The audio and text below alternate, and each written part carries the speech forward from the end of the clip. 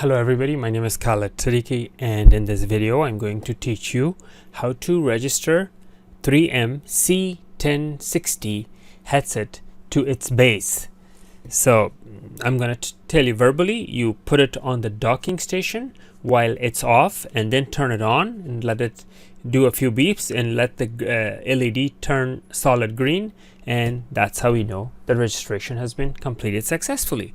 And now I'm going to do it practically. Okay, so what we are doing is we are planning to register this headset to this base. The first thing you want to do is you want to make sure to turn on the base.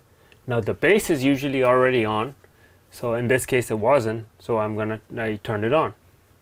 The next thing you need to do is take your headset and don't turn it on yet. Make sure it's off, but make sure the battery is fully charged. And put this headset into the programmer right here. Just like that. Look how I put it there. Yeah, that's how you put it there. Into the programmer. And then turn it on and wait for the beeps and the LED. You have to look at this LED right there. Okay. So now I'm going to turn it on while it's in the base. Watch.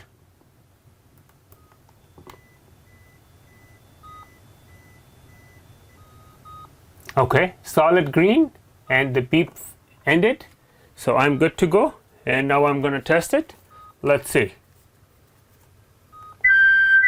Hello, hello, hello, 1, 2. Okay, that's obviously because I'm too close to the microphone. That's I get the feedback, but that's how you register these C1060 to the C1060 base 3M intercom, wireless intercom. All right.